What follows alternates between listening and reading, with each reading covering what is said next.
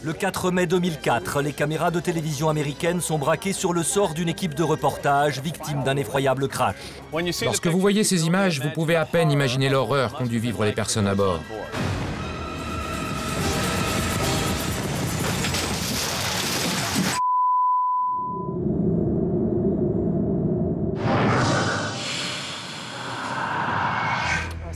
Nous sommes sur la chaîne américaine NBC. Une fusillade vient d'éclater à New York, dans le quartier de Brooklyn.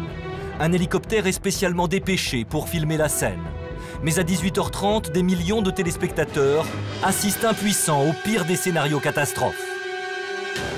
L'engin semble totalement incontrôlable. À son bord, un pilote, son stagiaire et un reporter. 3 hommes prisonniers à plus de 100 mètres du sol. 3 hommes en danger de mort.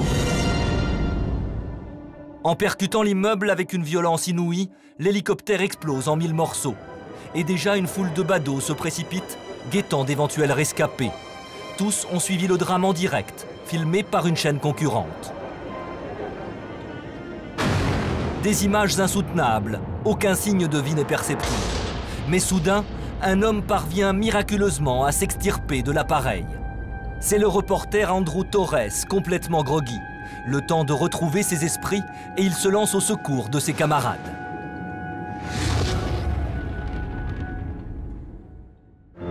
Sur place, une dizaine de camions de pompiers sont mobilisés. Les victimes sont transférées d'urgence vers l'hôpital le plus proche.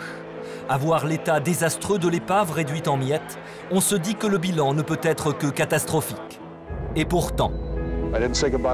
Je n'avais dit ni au revoir à ma femme, ni à ma mère, mais je savais que j'allais mourir. Je n'allais pas m'en sortir. Vous savez, à mon âge, on se demande dans quelles circonstances on va mourir et à quel âge.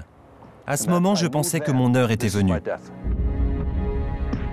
Russ Maury, comme les 2 autres passagers, a frôlé la mort, mais aussi incroyable que cela peut paraître, ses blessures sont dérisoires. Une cheville cassée, un œil au beurre noir. Très vite, les médias s'arrachent le témoignage de cet homme. C'est la pire des choses qui peut arriver à un pilote. Un véritable cauchemar. Un pilote qui a tenté de dompter son appareil pour éviter une issue tragique. J'ai vu une cheminée. Je me suis dit, si je la percute, j'ai une chance de m'arrêter. En aucun cas, je ne pouvais m'écraser dans la rue. Avec les hélices, le moteur, ça aurait pu être terrible. De plus, il y avait beaucoup de monde dans la rue ce jour-là. Des femmes, des enfants, il fallait être prudent. Par instinct et par courage, Russ a fait le bon choix au bon moment. Mais de ce crash terrifiant, il ne lui reste finalement plus qu'un mauvais souvenir. Je ne peux pas arrêter ma carrière là-dessus. Je vous tiendrai au courant.